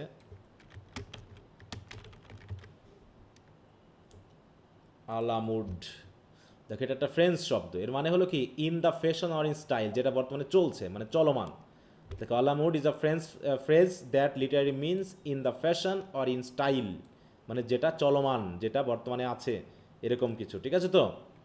এখানে বলছে কি, যে বর্তমানে বলছে again the emphasize on pictorial representation is so characteristically a la mode, মানে যেগুলো চলছে, that one often wonders if the audio-visual technique has not driven the traditional reporter with his notebook and comments out of business। যেমন বর্তমানে কি আমরা news পেপারে বেশি গুরুত্ব দিই নাকি টিভি নিউজ বা হচ্ছে ভিডিওতে আমরা বেশি গুরুত্ব দিই, কোনটা? মোবাইলে বেশি, অডিও, এই যে অডিও ভিজুয়াল টেকনিক মোটামুটি অনেকে এখন ওয়ান্ডার হয়ে যাচ্ছে, অনেকে এখনো ভাবছে, ওয়ান্ডার মানে কিন্তু ভাবা, বলছে one often wonders if the audio visual technique has not driven the traditional reporter. Traditional যারা রিপোর্টার আছে ওদেরকে হয়তো চাকরি বাতিল করে দেয় with his notebook and comments out of business. হ্যাঁ, যে তারা যে লেখে, নোটবুকে লেখে, তারা যে বিভিন্ন কমেন্ট এসে রিপোর্ট হিসেবে দেয়, এগুলো না তাদেরকে চাকরিচ্যুত করে ফেলে। অডিও ভিজুয়াল টেকনিকটা ট্রেডিশনাল রিপোর্টারদের হয়তো একদিন চাকরিচ্যুত করে ফেলবে। বর্তমানে যে অবস্থা, এখন নিউজ পেপার যারা রিপোর্টার, এখন কি রিপোর্টারের অভাব আছে বলো? একটা ট্রাইপড, একটা মোবাইল ফোন আর মোটামুটি একটা মাইক্রোফোন থাকলেই হ্যাঁ সুন্দর, সেই তো রিপোর্টার নাকি? এখন রিপোর্ট যে কোনো জায়গা থেকে যে কোনো কেউ দিয়ে দিতে পারে। তো এখন মোটামুটি রিপোর্টারদের খাবার কিন্তু প্রায় শেষ হয়ে যাচ্ছে। That was actually the tendency of, দেখো, of many so-called newspaper is to provide readers with as few printed words as possible। মানে বর্তমানে এমন হয়ে গেছে যে the tendency of many so called newspaper, so called মানে কি তথাকথিত, যেগুলোকে আমরা নিউজ পেপার বলি কিন্তু নিউজ পেপার বলা যায় না, এই নিউজ পেপারগুলোতে রিডারদের এত কম প্রিন্টেড ওয়ার্ড আছে যে শুধু ছবিতেই ভরা, ওয়ার্ড নাই। তাহলে যারা ওই নিউজ পেপার পড়তে পারে তাদেরকে কি আমরা লিটারেট বলতে পারবো বলো? যেখানে ওয়ার্ড কম, শুধু ছবি আর ছবি, বলো? ছবি দেখে তো বাচ্চারাও বুঝতে পারে নাকি? ছবি দেখে তো বাচ্চারাও বুঝতে পারে যে কি ঘটনা ঘটতেছে। তাই বলছে the tendency of many so called newspaper is to provide their readers with as few printed words as possible. মানে প্রিন্টেড ওয়ার্ড মানে কি, তারা লেখছেই না কোনো কিছু, শুধু ছবি দিয়ে ভরে রাখছে। কারণ কি, picture speak more eloquently than words, so it is said. অনেকে বলে থাকে কি, ওয়ার্ডের থেকে ছবিতে অনেক কিছু বলে, অতএব ছবি যত বেশি দেওয়া যায় তত ভালো। But they also curtail and discourage mental effort. কিন্তু নিউজ পেপার পড়তে গেলে যে মেন্টাল ইফোর্ট দেওয়া লাগে, সেই মেন্টাল ইফোর্টটা কমে যায় মানুষের। এতে যে এক্সারসাইজ হয়, সেই এক্সারসাইজটা কিন্তু হচ্ছে না। পড়তে গেলে যে মেন্টাল ইফোর্টটা দিতে হয়, তাই তো, সেই ইফোর্টটা আস্তে আস্তে কমে যাচ্ছে। এই জন্য দেখা যাচ্ছে নিউজ পেপার পড়ার অ্যাবিলিটিকে আর হয়তো বা লিটারেসি বলা সম্ভব না। তাই বলছে indeed the avowed aim of publisher and editor would seem to be in many cases to dispense with the readers intelligence. যে অনেক ক্ষেত্রে পাবলিশার বা এডিটরেরা এখন অনেক কিছুই রিডারদের ইন্টেলিজেন্সের উপরে ছেড়ে দিচ্ছে ছবি দিয়ে, যে তারা যা বুঝে নেওয়ার বুঝে নিক। তা হচ্ছে in many cases to dispense with the readers intelligence. হ্যাঁ, অনেক পাবলিশার আছে, অনেক এডিটর আছে, তাদের উদ্দেশ্যই হলো কি, যে যত কম লেখা দেওয়া যায় তত ভালো, ছবি দিয়ে ছেড়ে দাও, রিডাররা বুঝে নিবে কি বলতে চাওয়া হচ্ছে। Fortunately though the scales weigh heavily in favour of the popular picture tabloids both financially and psychologically. বলছে বর্তমানে কি, যে ওই পপুলার পিকচার ট্যাবলয়েড যেগুলো, এগুলোই হচ্ছে অতিমাত্রায় মানুষের কাছে জনপ্রিয়। হ্যাঁ দেখো, বলছে দ্য স্কেল ওয়ে মানে কি হচ্ছে, দাড়িপাল্লা সেদিকেই ভর করছে। কোন দিকে? লেখার দিকে নাকি মানে ছবির দিকে? কোন দিকে? ছবির দিকে। বলছে এটা ভর করলেও there are still many newspapers that have rigidly guarded their standard of journalism against the incursion of the yellow press and popular tabloid। তারপরেও কিছু নিউজ পেপার আছে যারা এখনও শক্তভাবে তাদের স্ট্যান্ডার্ডটা ধরে রেখেছে। এই বর্তমানে ইয়েলো জার্নালিজম বা ইয়েলো প্রেস বা পপুলার ট্যাবলয়েড, যেগুলো ছোটো ছোটো ম্যাগাজিন টাইপের যেগুলো, যেখানে সব রসালো গল্প, আকর্ষণীয় গল্প টল্প থাকে, হ্যাঁ, ওদের ইনকারশন মানে কি, হঠাৎ করে অনুপ্রবেশ, এগুলো যে ঘটছে, এগুলোর বিরুদ্ধে অন্তত কিছু নিউজ পেপার আছে যারা এখনও স্ট্যান্ডার্ড ধরে রেখেছে। আর medium mass education such as the news paper can not lightly be ignored. অতএব নিউজ পেপার পড়ার মতো যে ম্যাস এডুকেশনের যে ব্যাপারটা, সেটাকে আমরা পুরোপুরি হালকাভাবে নিতে পারি না। যে অন্তত তাই বলছে it is not just a matter of entertainment. News paper পড়া মানে শুধু এন্টারটেনমেন্ট নেওয়া নয়। সুতরাং so potent a weapon in the battle of ideas must not be prostituted for unworthy ends. দেখো কি শব্দগুলো ইউজ করেছে। হ্যাঁ, সো পটেন্ট আ ওয়েপন মানে এটা খুবই ভালো একটা অস্ত্র, ঠিক আছে তো, খুবই মানে সম্ভাব্য ভালো একটা অস্ত্র in the battle of ideas, আইডিয়ার যুদ্ধের। তাহলে আইডিয়া প্রচার করার ক্ষেত্রে, হ্যাঁ, ধারণা, মতামত প্রচার করার ক্ষেত্রে নিউজ পেপার যেহেতু একটা ভালো একটা ওয়েপন বা অস্ত্র, তাই এই নিউজ পেপারকে আমাদের অন্য কোনো উদ্দেশ্যে, কোনো আনর্দি, তাই তো, বা হচ্ছে নগণ্য বা জঘন্য উদ্দেশ্যে তাকে যেন আমরা প্রস্টিটিউটেড করে না ফেলি। প্রস্টিটিউট করা মানে কি, বাজেভাবে ব্যবহার করা, ঠিক আছে তো। ওই যে প্রস্টিটিউট শব্দটা ইউজ করা হয় মেয়েদের সাথে, তাই না, যে বাজেভাবে মেয়েদের সাথে ব্যবহার করা হচ্ছে প্রস্টিটিউশন। ঠিক একইভাবে নিউজ পেপারকে যদি আমরা অন্য কাজে ইউজ করে ফেলি, তাহলে সেটাও হবে নিউজ পেপারকে প্রস্টিটিউশন করে ফেলা। তাই আমাদেরকে এই নিউজ পেপারটাকে যেন অন্য বাজে উদ্দেশ্যে ব্যবহার না করি, ঠিক আছে। তো এখানে বর্তমান যুগে নিউজ পেপার নিয়ে একটু কথা বলা হলো, নেগেটিভ কথাই বলা হলো, যেখানে ছবির পরিমাণ বেশি দেওয়া হচ্ছে, ওয়ার্ডের পরিমাণ কম। এখানে দেখা যাচ্ছে যে মোটামুটি সবাই মানে হালকা উদ্দেশ্যে নিউজ পেপারকে ইউজ করছে। এখানে কিছু শব্দ ইউজ করা হয়েছে, সেটা হচ্ছে ইয়েলো প্রেস, হ্যাঁ ইয়েলো প্রেস, আর একটা কী যেন কোথায় পেলাম, আর একটা হচ্ছে পপুলার ট্যাবলয়েড। ট্যাবলয়েড বলতে দেখবা যে ওই ঢাকা শহর বা বিশেষ করে বড় বড় শহরগুলোতে নিউজ পেপারের যে দোকানগুলো থাকে, খুপরি জাতীয় যেসব দোকানগুলো থাকে, দেখবা যে ওইরকম ম্যাগাজিন টাইপের অনেক থাকে না, সব বিভিন্ন ধরনের নায়ক নায়িকা বিভিন্ন খেলোয়াড়দের ছবি দিয়ে ভরা, হ্যাঁ ওইগুলোতে সব নিউজ থাকে, ওদের নিউজ, ওগুলো বেশ রসালো করে তারা বেশ লেখে, ওইগুলো পড়ে মজা পাই, হ্যাঁ স্যার এখন ওগুলো পড়ে। প্রতিটা পত্রিকার মধ্যে তো আলাদা করে একটা বা দুইটা বা তিনটা পেজ নিয়ে একটা করে দেয় তো। হ্যাঁ ওটাও থাকে, যেটা হচ্ছে ওটা থেকে একটু আলাদা, ওগুলো তো এন্টারটেইনমেন্ট জগৎটাকে বা ওদের ইনফরমেশন দেওয়া, খেলার পেজ থাকে তাই না, খেলার পেজ থাকে, বিনোদন পেজ থাকে, নিউজ পেপারে অনেক ধরনের পেজ থাকে, কিন্তু ট্যাবলেটগুলোতে ওই ধরনের বিষয়গুলো থাকে যেগুলো আমরা ম্যাগাজিনের মধ্যেও ফেলতে পারি না।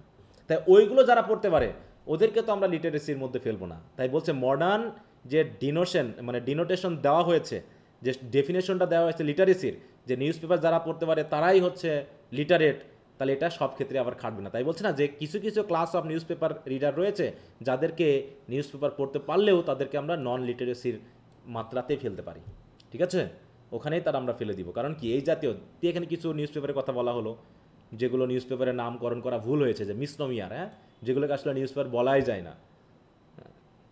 কি কথা বুঝতে পারছো?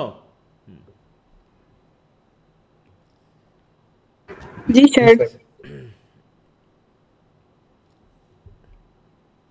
বলছে what should be the aim of news paper, news পেপারের উদ্দেশ্য কি বলো। এখানে অবশ্য সেই তথ্যটা কি পেয়েছি আমরা প্যাসেজের ভিতর, যে what should be the aim of news paper. A newspaper is a serial publication containing news about current events, other informative articles like politics, sports, art, advertisement and so on.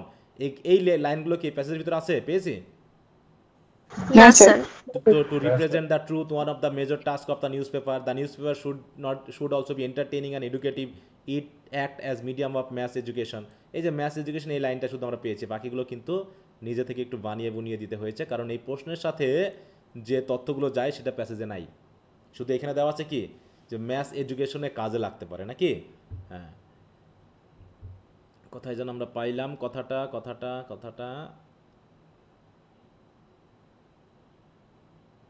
Mass education এই কথাটা কি পেয়েছি আমরা টার্মটা?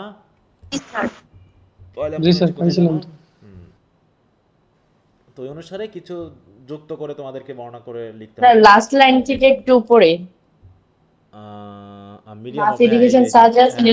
Medium of mass, হ্যাঁ এটা এখানে ওই জন্য বলছি পাইলাম যেন কোথায়, ওই কথাটুকু এখানে আছে।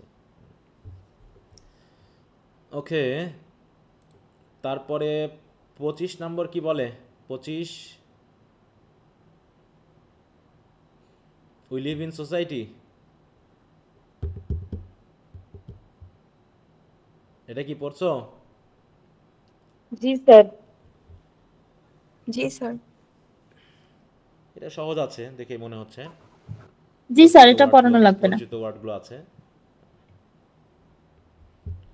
ধীরে সুস্থে একটু ভালো করে বুঝে বুঝে পড়বা। তারপর হচ্ছে 27 কি বলা আছে? তাই এটা একটু পড়াই দেন। কি জিনিস এটা? Life without hope.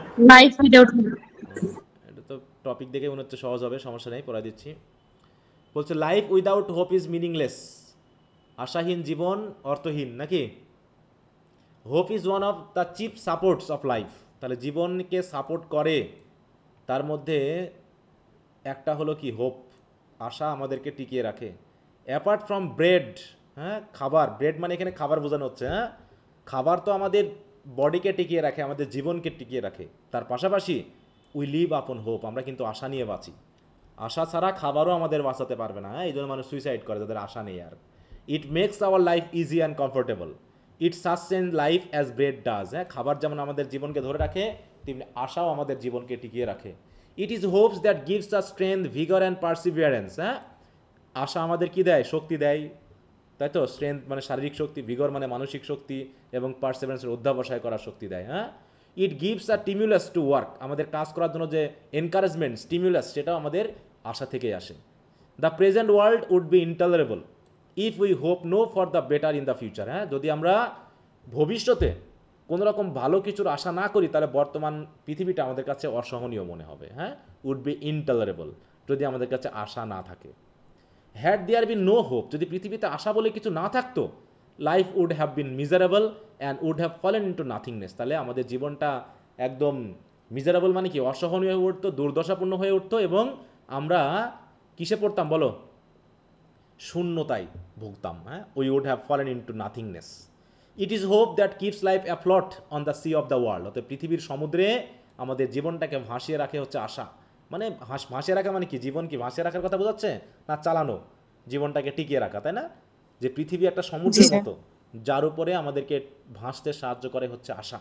It cheers the mind and keeps us in our spirit in distress, তাহলে এটা আমাদের মনকে স্বতঃস্ফূর্ত রাখে এবং আমাদের স্পিরিটকে হতাশা থেকে দূরে রাখে, হ্যাঁ, আমাদের আত্মাকে, আমাদের আগ্রহকে, আমাদের জীবনকে কী রাখে, স্পিরিচুয়াল রাখে, যেটা বলা হচ্ছে। If hope is taken away, আর সত্যি যদি আমাদের আশাটা আমাদের কাছ থেকে কেড়ে নেওয়া হয়, the ship of life will surely be wrecked on the rock of despair, অতএব হতাশার পাথরে আঘাত লেগে জীবন নামক যে শিপ, যে জাহাজ, সেটা পুরো ভেঙে চুরমার হয়ে যাবে, হ্যাঁ। Hope is therefore one of the greatest gifts that Allah has bestowed upon us, হ্যাঁ, অতএব আশা হলো কি আমাদের জন্য আল্লাহর কাছ থেকে পাওয়া যত গ্রেটেস্ট গিফট আছে তার মধ্যে এটা অন্যতম। But there is no end of hope, কিন্তু তারও তো কোনো শেষ নেই। আশার কি কোনো শেষ আছে বলো? একটা আশা বন্ধ হলে আর একটা আশা তৈরি হয়, তাই বলছে when one hope is gone another quickly takes it place, আর একটা আশা এসে হাজির হয়, এইভাবে আমাদেরকে টিকিয়ে রাখে। Man is sometime deceived by hope, মাঝে মাঝে আশা দ্বারা আমরা প্রতারিত হই। Such as it is called traitor, সেই সকল আশাগুলোকে আমরা ট্রেইটর বলি। But in spite of all its deception it is loved and cherished by hope, কিন্তু তারপরেও আমাদের আশা মাঝে মাঝে আমাদের সাথে প্রতারণা করে, তারপরও আমরা আশা দ্বারাই কি আমরা তাদেরকে ভালোবাসি, না? It is loved and cherished by hope. It can never desert him though he is left by all his near and dear ones, হ্যাঁ, কোনো মানুষকে যখন সবাই ছেড়ে যায় তখন আশা তাকে ছাড়ে না, নাকি আশা তাকে ধরেই রাখে। Sorrows and adversities must come to life of a man, তাই তো দুঃখ, কষ্ট, প্রতিকূল পরিস্থিতি সব কিছুই মানুষের জীবনে আসবে, but he can not tolerate and overcome them unless hope inspires him, কিন্তু আশা যদি তাকে উৎসাহিত না করে তাহলে কোনো কিছুই মানে সে কোনো কিছু সহ্য করতে পারবে না এবং কোনো দুর্দশায় সে ওভারকাম করতে পারবে না। অতএব আশা আমাকে শক্তি দান করে আমার যত দুঃখ দুর্দশাকে জয় করতে।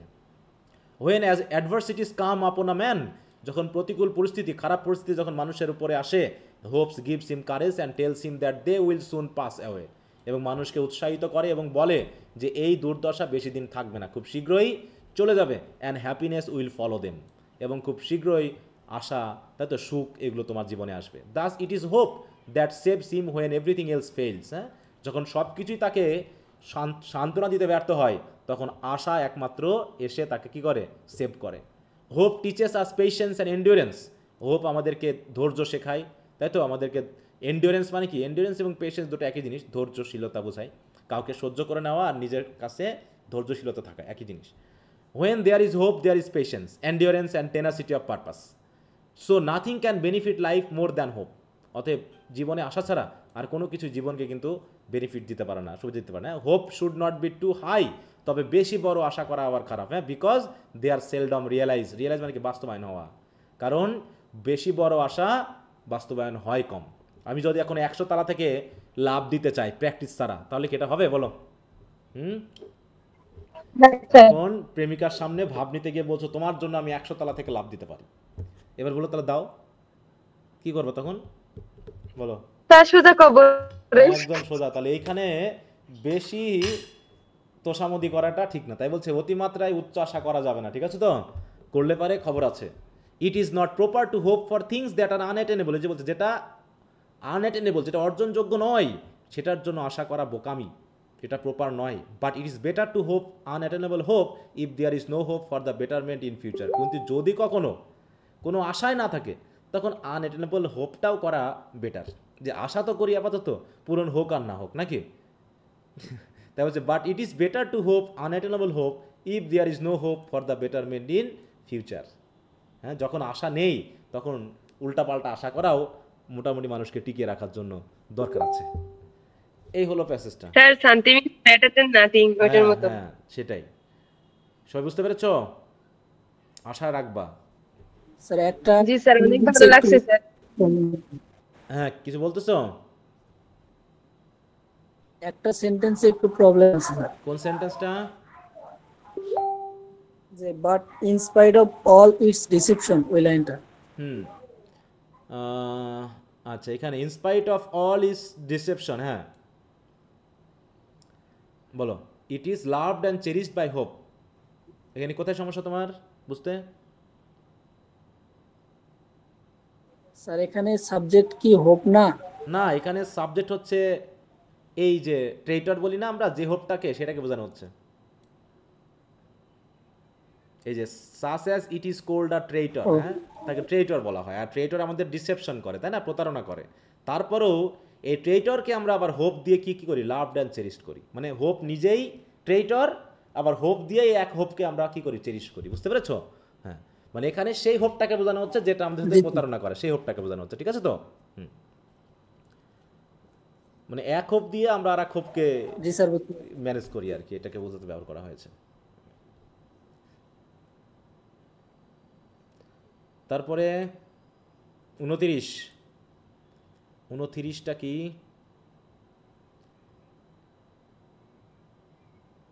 ও বাবা, পার হয়ে গেলাম।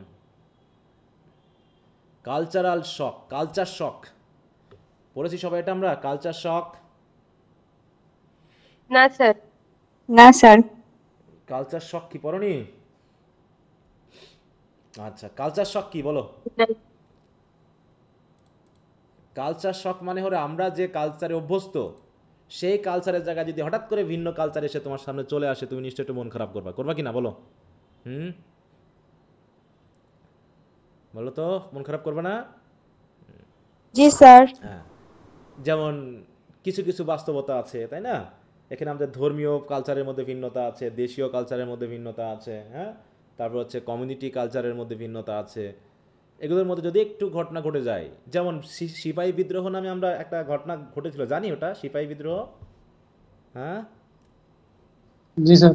হ্যাঁ, ওটার জি স্যার পড়েছিলাম। পিছনের গল্পটা কেউ একটু বলতে পারবা? ওটা একটা কালচারাল শক কিন্তু, হ্যাঁ, কালচার শক। বলতে পারবা একটা কি ঘটনা ঘটেছিল এই জায়গায়? গলির মধ্যে হচ্ছে শূকর এবং গরুর রক্ত মিশ্রিত ছিল, এই জন্য হিন্দু আর চর্বি নাকি মাংস মিশিয়ে দেওয়া হয়েছিল, কারণ ওইটা তৎকালীন সময়ে বন্দুকটা ইউজ করতে হলে ওটা মুখ দিয়ে ছিঁড়তে হতো। ঠিক আছে তো? তা একটা রটানো হয়, সেটা সত্যি না মিথ্যা সেটাও এখনো বাস্তবে ইয়া হয়নি, কিন্তু রটানো হয়েছে যে ওই গোলা বারুদের ভিতরে নাকি শূকরের আর গরুর চর্বি মিশানো হয়েছে। তাহলে এখানে দুই ধরনের মানুষের কাছে একটা শক হয়ে গেল, গরু হিন্দু সমাজের জন্য আর শূকর হচ্ছে মুসলিম সমাজের জন্য। এরকম একটা বিষয় ঘটনার কারণে ওখানকার সেনারা যারা ছিল বাঙালি, মানে বিশেষ করে হিন্দু এবং মুসলিম, তাদের মধ্যে একটা বিদ্রোহ তৈরি হয়ে যায়। ঠিক আছে তো? এটা প্রচারের ফলে। তো এটা হচ্ছে একটা কালচার শক কিন্তু, হ্যাঁ। তো এটাকে বোঝানো হয়েছে, দেখো, culture shock can be an excellent lesson in relative values and in understanding human differences. হ্যাঁ, তো এখানে কালচার শককে আমরা পজিটিভভাবে একটু দেখবো, যে কালচার শক মানে হচ্ছে এটাকে আমরা অনেকটা, দেখো এই জায়গায় যেটা বলছি, that reason culture shock occur, মানে occur is when we are not prepare for this differences. হ্যাঁ, যখন আমরা প্রস্তুত না, মনে করো, হ্যাঁ, মনে করো যে আমি তো খ্রিস্টান একজন, মনে করো মানুষ, আমার খ্রিস্টান ধর্মের, এখন আমার বাড়িতে যিনি মনে করো যে ময়লা নিতে আসে, সে হচ্ছে মনে করো লো হিন্দু কাস্টের একজন, আর আমার বাড়িতে যে কাজ করে, মনে করো যে খালা বলি যাদেরকে আমরা, সে আবার হচ্ছে মুসলিম, আর আমি হচ্ছে মনে করো খ্রিস্টান। তাহলে এই তিনজন মানুষের সাথে মনে করো আমরা মাঝে মাঝেই যে ইন্টারাকশনগুলো করি, এই ইন্টারাকশনের মধ্যে যদি বাইচান্স কিছু উল্টাপাল্টা ঘটে যায়, তাহলে কি হতে পারে না এরকম কিছু? বলো, মন খারাপ হতে পারে। এখানে তো সবাই জানে যে আমি যখন খ্রিস্টান, তখন আমার খালা জানে যে আমাদের কালচারে কি কি আছে বা কি কি নেই, তেমনি হিন্দু কালচারে কি কি আছে আমার কালচারে সবাই জানে। যদি জেনে যায় তাহলে হয়তো তার কাছে শক লাগবে না, তার কাছে মনে হবে না যেমন কিছু ঘটে। কিন্তু যদি না জানে তাহলে তিনি শক পেতে পারেন। তাহলে ডিফারেন্সটা জানাটা জরুরি। তা হচ্ছে কালচারাল শকটা তখন ঘটে যখন ওই ডিফারেন্সটা আমরা জানি না বা আমরা ওইটা মেনে নিতে প্রিপেয়ার্ড নই। ঠিক আছে? বলছে because the way we are taught our culture we are all ethnocentric. কারণ আমরা যখন আমাদের কালচার শেখানো হয় তখন আমরা আমাদের কালচার নিয়ে ভাবি, আমরা আমাদের ওই সেন্ট্রিক হয়ে যায়। হ্যাঁ, মানে আমরা যখন বাঙালি কালচার তখন বাঙালি কালচার নিয়ে ভাবি, যখন হিন্দুইজম তখন হিন্দু কালচার নিয়ে, মানে আমরা প্রথমত বাঙালি জাতি হিসাবে, তারপরে আমরা ধর্ম অনুসারে যে যার মতো, আবার ধর্মের মধ্যে ডিফারেন্স আছে না, বলো, ধর্মের মধ্যেও কি একই ধর্মের, কিন্তু তার ভিতরে শিয়া সুন্নি যেমন ইসলাম ভাগ আছে, আমাদের যেমন ক্যাথলিক প্রোটেস্ট্যান্ট ভাগ আছে, হিন্দু ধর্মে কি স্টেজ আছে না, বলো, বিভিন্ন স্টেজের আছে। অতএব কালচারের ভিতরে কালচার, হ্যাঁ, অতএব কোন কালচার কখন কাকে শক দিবে এটা বোঝা কিন্তু খুব মুশকিল। এই জন্য প্রথমত হচ্ছে আমাদের ডিফারেন্সগুলো আমাদেরকে জানতে হবে এবং সেগুলো মেনে নেওয়ার মতো যে পেশেন্স সেটা আমাদেরকে মানতে হবে। তাই বলছি দেখো, the term comes from the Greek root ethnos meaning a people or group. তাহলে একটা জাতি বা একটা এলাকার যে সকল মানুষ থাকে ওদেরকে একত্রে বলা হয় এথনোজ, এটা একটা গ্রিক শব্দ। এখান থেকে তার মানে বুঝতে পারতেছি যে একটা নির্দিষ্ট গ্রুপের মানুষকে বোঝাবে। অতএব Das it refers to the fact that our Outlook or world view is centred on our own way of life. অতএব আমাদের পৃথিবীকে আমরা দেখি প্রধানত আমাদের নিজস্ব কালচার অনুসারে, আমাদের জীবনের ধারা অনুসারে আমরা পৃথিবীকে দেখি, কিন্তু আওয়ার আউটলুক এবং world view is centred on our own way of life. অতএব আমেরিকান মানুষদের কী ধরনের, জাপানের কী ধরনের, চাইনিজদের কী ধরনের, ইন্ডিয়ান কী ধরনের, বাঙালিরা কেমন, তাই তো, মালয়েশিয়ানরা কেমন আমরা জানি না। অনেক দেশ আছে কুমির খায়, অনেক দেশে হাতি খায়, অনেক দেশে গরু খায়, অনেক দেশে ছাগল খায়, অনেক দেশে শুকর খায়, সব অনেক দেশে। এটা কি আমরা এখন জানি না আধুনিক যুগে? আমরা তো সবাই জানি এটা, নাকি বলো? যদি না জানতাম সেটা ভিন্ন তো। তাহলে আমরা জানি যে ও মায়ানমারের লোকেরা এই খায়, চাইনিজরা এই খায়, হ্যাঁ, ওরা তেলাপোকাও খায়, তাই না, ওরা টিকটিকিও খায়, ওরা কুমিরও খায়, হ্যাঁ। তো এগুলো আমরা মনে করে জানি, কিন্তু আমরা যখন ওদের কথা এগুলো ভাবছি তখন আমাদের সেন্টার্ড অনুসারে ওদের দিকে আউটলুক করছি। যে দক্ষিণ কোরিয়াতে নাকি কুকুরও খায়, নাকি কোরিয়ানরা নাকি কুকুরও খায়, এটা শুনলে আমাদের কেমন লাগবে বলো? খারাপ লাগছে না শুনতে? জি স্যার, অনেক খারাপ লাগছে। হ্যাঁ, এখন এইরকম একটা ঘটনা, একটা গল্প বলি। এক স্যার বলেছিলেন আর কি, উনি কোরিয়াতে গেছিলেন, তো এটা নিয়ে ওর কোরিয়ান এক কলিগের সাথে তার একটা কথোপকথন হয়েছে। কথোপকথন এইটা যে খাবার নিয়ে কথা বলতে বলতে আমাদের স্যার নাকি, মানে আমাদের স্যার না, স্যারের এক ফ্রেন্ড, ও বাঙালি, সে নাকি ওই কোরিয়ান ওই লোকটাকে বলে ফেলেছে যে আপনারা তো কুকুর খান, আমরা তো এগুলো খাই না। তা ওরা আবার বলেছে যে আপনারা যে পরিবেশে মুরগি পালন করেন, আমাদের কুকুর তার থেকেও ভালো পরিবেশে আমরা পালন করি। বুঝতে পেরেছ? যে আপনারা যে মুরগি খান, আপনারা মুরগি যে পরিবেশে পালন করেন ওর থেকে ভালো পরিবেশে আমরা কুকুর পালন করি। বুঝতে পেরেছ? তো এই যে একটা কালচারাল শক হয়ে গেছে, হ্যাঁ, উনিও শক দিলেন, বাঙালিও তাকে শক দিল, দিল কিনা বলো? জি স্যার। হ্যাঁ, ও কোরিয়ানও তাকে একটা শক দিয়ে ফেলছে যে আমি তো জানি আপনারা কিভাবে মুরগি পালন করেন, হ্যাঁ, আপনাদের মুরগি কীভাবে, কোথায় পালন হয়, কিভাবে আপনারা তাদেরকে রাখেন, ওগুলো আমরা জানি। তো তাদের থেকে আমাদের কুকুরও আরও ভালো পরিবেশে আমরা পালন করি, তাদেরকে আমরা যা খাওয়াই তা আপনাদের মুরগি থেকে ভালো খাবার খাওয়াই, হ্যাঁ।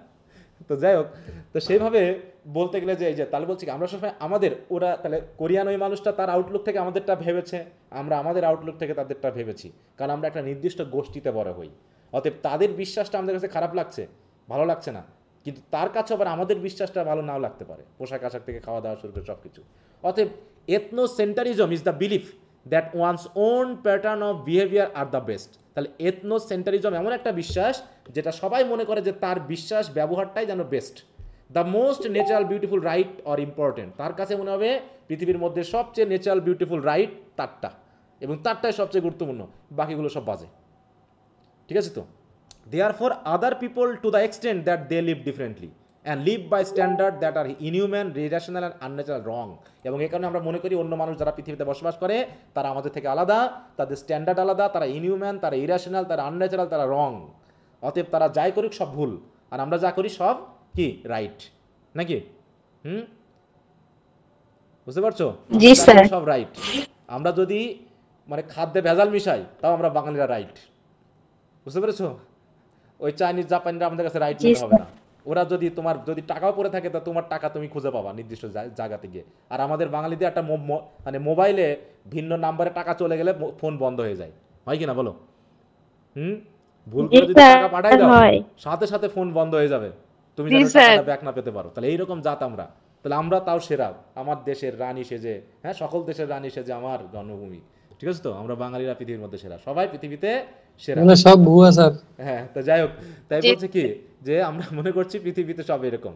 এথনোসেন্টারিজম is the view that one's own culture is better than all others. হ্যাঁ, it is the way people feel about themself as compare to outside. মানে আউটসাইড থেকে আমরা আমাদেরকে এমনটাই ভাবি, সে সবাই ভাবে এটা।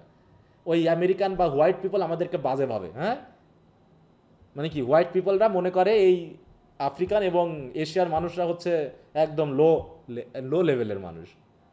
তো এরকম আমরাও তাদেরকে ভাবি এরকম। There is no one in our society who is not ethnocentric to some degree, মানে কোনো না কোনোভাবে আমরা এথনোসেন্ট্রিক সবাই, no matter how liberal or open minded he or she is. আমরা যতই ওপেন মাইন্ডেড হই না কেন, আমরা যতই লিবারেল হই না কেন, আমার ধর্ম সম্পর্কে যদি কেউ কথা বলে আমার মনে লাগবে, আমি যদি কারোর সম্পর্কে ধর্ম সম্পর্কে কথা বলি তার মনে লাগবে, যত আমরা ফ্রেন্ড হয়ে যাই, যত আমরা আত্মা হয় না কেন, বলো পার্থক্য তো কোনো না কোনো জায়গায় আছে না বলো। আমরা 3 ফ্রেন্ড ছিলাম অনার্স লেভেলে, হ্যাঁ, কামাল ছিল হচ্ছে মুসলিম, তরুণ চক্রবর্তী ছিল হিন্দু, আর আমি ছিলাম খ্রিস্টান, বুঝতে পেরেছো? তো আমাদের ভিতরে বন্ধুত্ব ছিল শুধু একটা বিষয় ফাঁদে, যে আমরা ভিন্ন ধর্মের। আমাদের কথা ছিল যে আমরা কখনো ধর্ম নিয়ে যেন কথা না বলি এই জায়গায়, কারণ পার্থক্যটা এক জায়গাতে আমাদের, সেটা হলো কি ধর্মভিত্তিক চিন্তাভাবনা। এইটা বাদে বাকি সব কথা আমাদের বলা কাটবে, কিন্তু ধর্মের কথা আসলেই বন্ধুত্ব টিকবে আর বলো টেকা যাবে? জীবনে ঠিক একদম মাথা সুর হয়ে যাবে, এ ধর্ম নিয়ে ও বলবে ও নিয়ে বলবে, আর টিকবে না। অতএব ওই ব্যাপারটা বাদ দিয়ে তুমি বাকি এবার পৃথিবীর সব আলোচনা করো, কারণ আমরা যতই লিবারেল হই, ওপেন মাইন্ড হই, কিছু জায়গায় আমরা এথনোসেন্ট্রিক, সেটা ধর্মীয় হোক, সেটা কালচারাল দিক থেকে হোক, সেটা বাঙালিয়ানা দিক থেকে হোক, কোনো না কোনোভাবে আমরা ethnocentric. People always find some aspect, যেটা যুদ্ধগুলোও হয়েছে কিন্তু এই সকল এথনোসেন্ট্রিক ব্যাপার থেকে, সেটা ভারতীয় উপমহাদেশ দিয়ে বলো, বা আমরা ইতিহাস যদি পড়ি, হিস্ট্রি তো পড়েছি সেকেন্ড ইয়ারের, তাই না? সেখানে আমরা দেখেছি কি সবই এথনোসেন্ট্রিক ব্যাপার থেকে আসছে কিন্তু, হ্যাঁ, ক্যাথলিসিজম, প্রোটেস্ট্যান্টিনিজম সবই কি এথনোসেন্ট্রিক ব্যাপারের মধ্যে আসছে না বলো তো? আসছে কিন্তু, কারণ আমরা বাকিদেরকে খারাপ ভাবছি। People always find some aspect of another culture distasteful, হ্যাঁ, কারণ কি প্রত্যেক মানুষই অন্য কালচারের কোনো না কোনো বিষয়কে আমরা ডিসটেস্টফুল বা আমাদের কাছে ভালো মনে হয় না বলে আমরা মেনে নিই বা খুঁজে পাই যে এটা ভালো না। But we should not B ashamed of it because it is a natural outcome of growing up in a society. কিন্তু এটা নিয়ে আমাদের লজ্জিত হওয়ার কোনো কারণ নেই, যে কারো না কারো কালচার সম্পর্কে আমাদের খারাপ লাগবে, খারাপ লাগুক, কিন্তু সেটা যেন আমরা কি করি মেনে নিই, যেটা একটা ন্যাচারাল আউটকাম। আমাদের ভালো লাগবে কারণ আমরা একটা সমাজে বেড়ে উঠেছি, তার থেকে ভিন্ন কিছু আসলে আমাদের খারাপ লাগবে, কিন্তু তাই বলে কি মারামারি করতে যাবো আমরা বলো? যাবো না স্যার। তাই বলছি ethnocentrism can be found in many aspects of culture, সেটা মিথে হতে পারে, ফোক টেল হতে পারে, প্রোভার্বস, ইভেন ল্যাঙ্গুয়েজ, প্রত্যেক জায়গায় আমরা এথনোসেন্ট্রিজম পাবোই। For example in language the English term barbarian was use to refer to tribes that live around the edge of ancient Greek society. তাহলে ইংলিশরা বাভারিয়ান শব্দটা ইউজ করতো তাদের ক্ষেত্রে যারা ওই অ্যানশিয়েন্ট গ্রিক সোসাইটিতে বসবাস করতো। So originally it is a Greek word. The Greeks refer to those people as barbars, দেখো, because they could not understand their speech. Barbar মানে কি was the Greek word for the sound a dog makes. তাহলে ডগের সাউন্ডকে তারা barber বলে। অতএব barber বলতে তারা সেই জাতিকে বোঝায় যাদের চিন্তাভাবনা কথাবার্তা তারা বোঝে না বা মেনে নিতে পারে না। The Greeks in a classic example of ethnocentrism consider those whose speech could not be understood, could not understand to be on the same level as dogs. তাহলে যাদের ভাষা বোঝা যাবে না তাদের লেভেলটা হলো ডগের মতোই, which also could not be understood, কারণ ডগের ভাষা যেহেতু আমরা বুঝি না, অতএব যে সকল মানুষের ভাষা আমরা বুঝবো না তারা হচ্ছে বারবার মানে কি ওই ডগ লেভেলের নিচু প্রকৃতির মানুষ। তাহলে এরকমভাবেই ভাষাগুলো মেনলি এসেছে। অতএব প্রত্যেকটা কালচারের ভিতরে, সেটা ধর্মীয় হোক, প্রভার্ব হোক, ফোকটেল হোক, সবগুলোর ভিতরে কিন্তু এই কথাগুলো আছেই। অতএব ভাষাও বলে দেয় যে এথনোসেন্ট্রিজম একটা কালচারের একটা আসপেক্ট। বুঝতে পেরেছ কি কথা? বুঝতে পারছো সবাই? জি স্যার।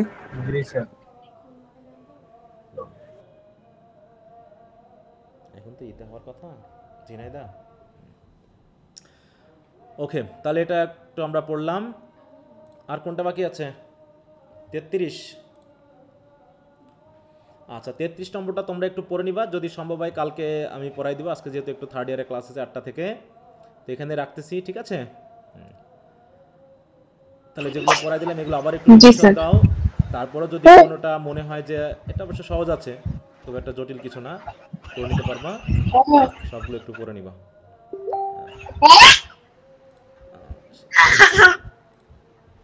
তো এই হলো আলোচনা, আশা করি সবাই ঠিক আছে স্যার, পেয়েছো, বুঝতে পেরেছো। তারপরও একটু বাকিগুলোও দেখতে থাকো, কোনো সমস্যা হলে আগামী ক্লাসে আমরা আলোচনা করব, ঠিক আছে? জি স্যার। স্যার তানভিলা বলো। স্যার পার্ট সি এর তো স্যার 2টা দিবেন আর কি 12টা স্যার, আর বাকিগুলা কি আজকে দিবেন? বাকিগুলো তৈরি হচ্ছে, প্রিপারেশন নিচ্ছি, সমস্যা নেই, পেয়ে যাবা। আচ্ছা ঠিক আছে।